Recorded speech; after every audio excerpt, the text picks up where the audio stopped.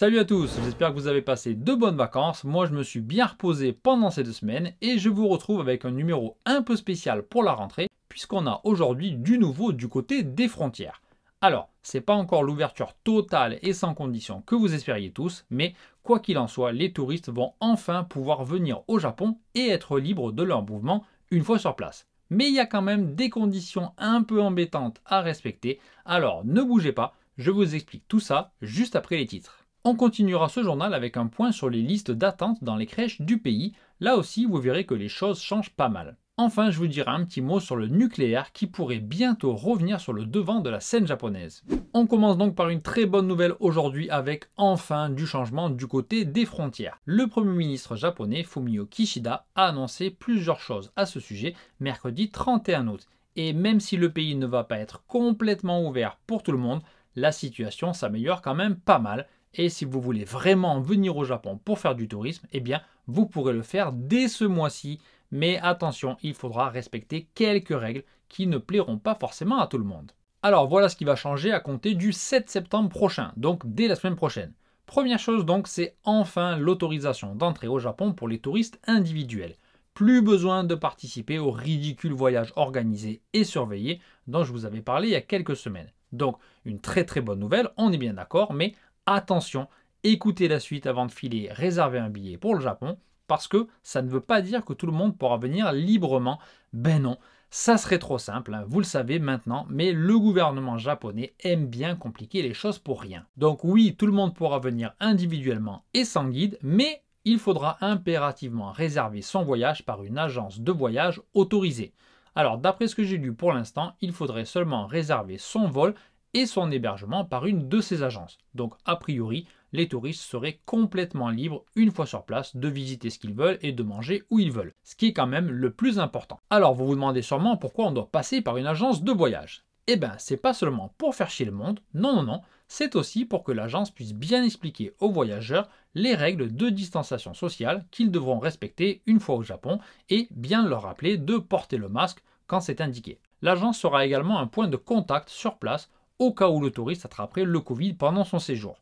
Alors sur ce point, honnêtement, ça se comprend, parce que même en étant résident, c'est pas toujours évident de savoir où aller passer un test ou bien dans quel hôpital aller en cas de symptômes plus ou moins graves. Donc ça vraiment, c'est plutôt une bonne idée, je dirais. Voilà, l'agence devra être aussi en mesure de joindre le touriste pendant tout le séjour au cas où. Par contre, on ne sait pas quelles agences seront autorisées, mais ce sera probablement comme pour celles qui s'occupaient des groupes organisés.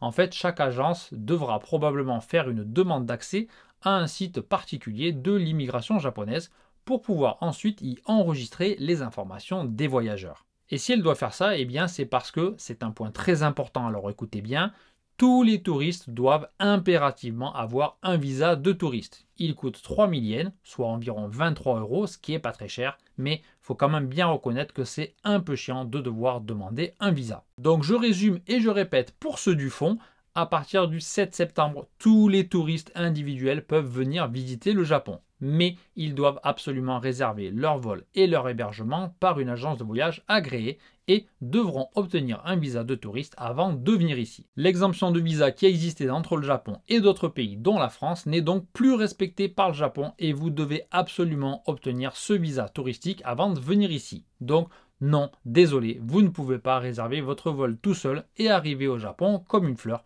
Vous avez absolument besoin de ce visa. Voilà, j'espère que c'est clair.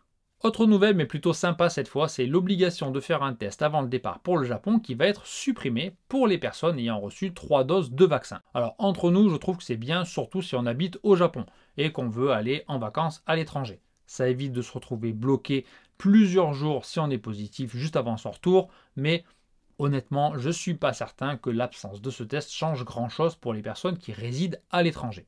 Enfin, c'est quand même rassurant et puis ça évitera aussi peut-être à pas mal de monde de devoir repousser ou annuler un voyage à la dernière minute en cas de test positif. Et puis, c'est toujours une tracasserie de moins pour venir ici. Mais avec le coût du visa dont je viens de vous parler, on a quand même fait un pas en avant et 5 pas en arrière niveau tracasserie. Quoi qu'il en soit, même avec un visa et l'obligation de passer par des agences, ça reste quand même une excellente nouvelle, notamment pour ceux d'entre vous qui ne sont jamais venus ici et ceux qui comptaient de toute façon réserver un hôtel. Mais j'avoue que pour ceux qui sont déjà venus plusieurs fois et qui ont l'habitude de se débrouiller seuls, c'est vraiment chiant. Et puis passer par une agence, ben, ça risque de faire augmenter les coûts du voyage. Donc pour les petits budgets, il va probablement falloir attendre encore un peu. Par contre, voyons le côté positif, si vous venez dans les semaines qui viennent, le yen est à son niveau le plus bas face au dollar depuis 24 ans.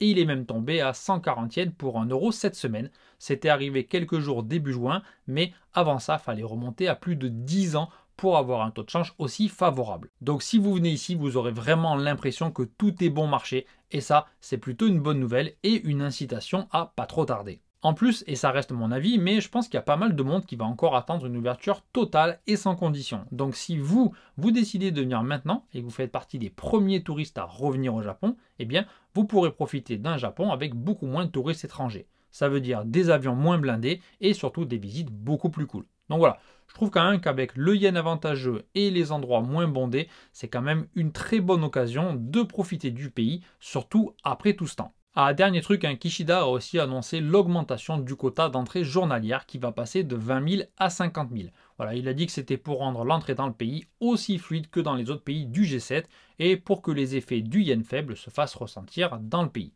Alors, c'est mignon comme déclaration, mais faut bien reconnaître qu'avec le coût des visas et des agences de voyage, le pays reste quand même bien à la ramasse par rapport aux autres pays du G7. Enfin, pour ceux d'entre vous qui ne veulent pas entendre parler d'agences de voyage ou de visa, et je peux le comprendre, Kishida a dit que les règles évolueraient peut-être prochainement en fonction de la situation sanitaire. Il n'y a aucune garantie, bien sûr, mais comme la 7e vague semble enfin commencer à baisser, on peut garder espoir. Alors je suis un peu curieux de savoir ce que vous pensez de ces règles. Donc dites-moi dans les commentaires si vous comptez venir le plus vite possible ou si au contraire vous êtes plutôt dans le camp des personnes qui vont encore attendre. Voilà.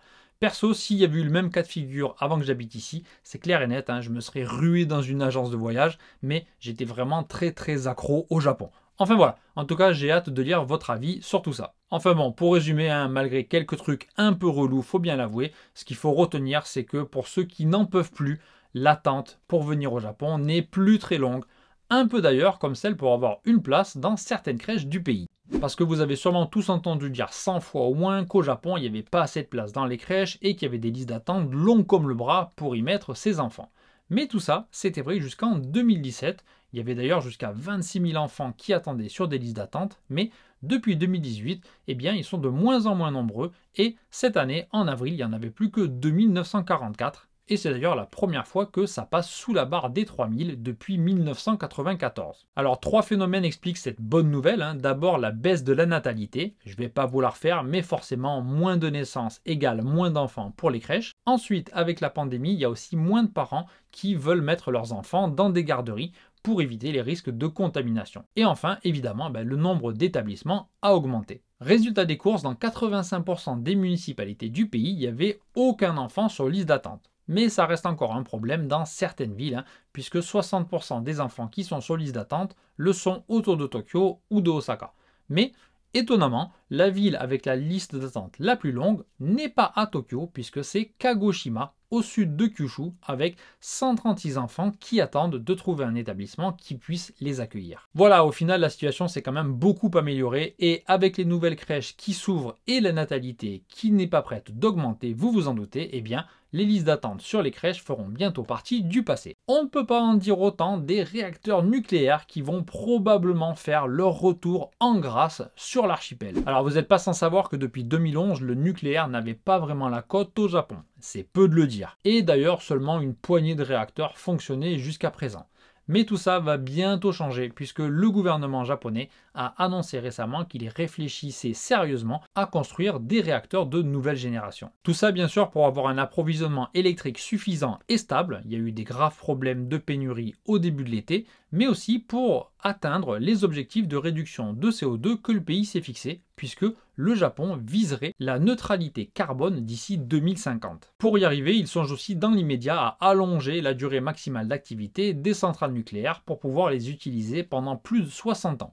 En fait, depuis 2011, la durée était fixée à 40 ans, mais elle pouvait déjà être allongée à 60 si les réacteurs passaient une série d'inspections et si des travaux étaient réalisés pour améliorer leur sécurité. J'en ai déjà parlé aussi dans un précédent numéro. Et sur les 17 centrales nucléaires qui ont passé avec succès les inspections, 10 d'entre elles ont déjà recommencé à fonctionner. Et pour les 7 restantes, eh bien, elles ne répondent pas encore aux nouvelles normes de sécurité, mais le gouvernement a dit vouloir les remettre en ligne l'an prochain et donc réaliser les travaux d'ici là. Au final, avec tout ça, le Japon vise entre 20 et 22% d'électricité venant du nucléaire d'ici 2030. Donc c'est quand même un énorme changement pour le pays qui avait pratiquement tourné le dos au nucléaire après la catastrophe de Fukushima, mais avec la pression économique, l'augmentation des prix de l'énergie et le réchauffement climatique, eh bien, le nucléaire paraît d'un coup beaucoup plus attirant pour les autorités japonaises. Voilà, c'est tout pour aujourd'hui. Si vous avez apprécié ce contenu, vous pouvez me le faire savoir en cliquant sur le bouton merci sous la vidéo ou en me rejoignant sur Patreon. J'en profite d'ailleurs pour remercier infiniment tous ceux d'entre vous qui me soutiennent, que ce soit ponctuellement ou régulièrement. Voilà, c'est vraiment grâce à vous que je continue ce journal chaque semaine et que je vous propose aussi d'autres vidéos. Allez, je vous souhaite une bonne soirée, une très bonne semaine et je vous donne rendez-vous dimanche prochain pour plus d'infos sur le Japon.